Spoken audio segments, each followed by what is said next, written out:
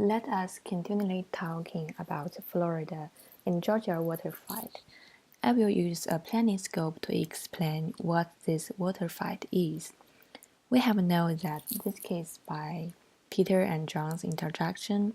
In my part, the fact is more related on the water supply issue in Atlanta metropolitan area. Because Atlanta has the unique geology features that made it relies on surface water and the headwater locations, influencing the amount and the quality of water to downstream Florida. Let us still take a back to think about the policy part. Florida and Georgia have a different interest on shared water resources.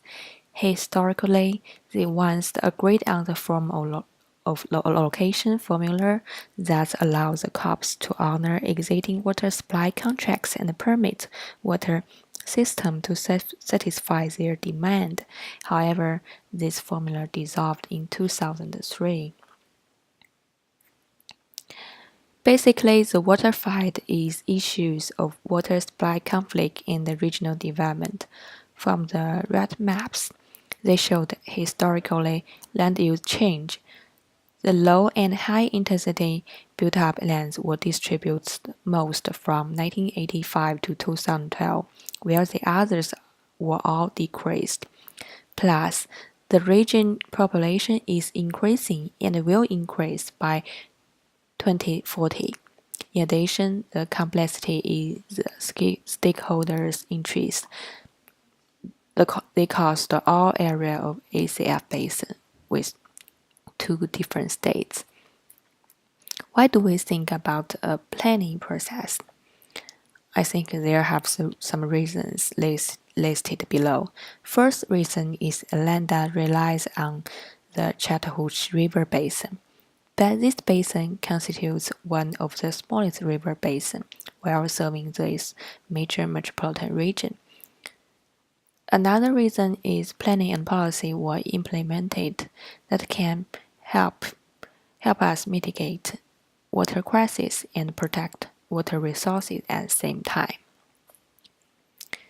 So there are several plans and policies listed as below to discuss multi-efforts in addressing water supply crisis. The first one is Clean Water Initiative Task Force in 2000.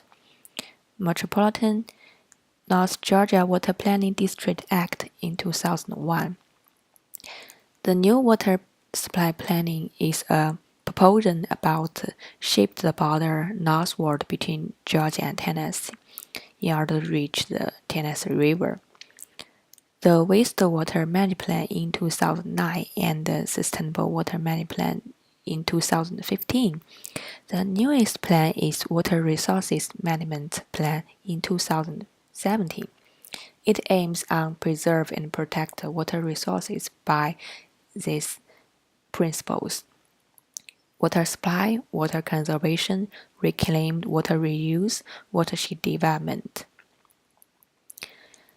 The other part is about public involvement and governance. Members in meeting, governing board, stakeholders, elected officers, and citizen members are all included to advise water matters.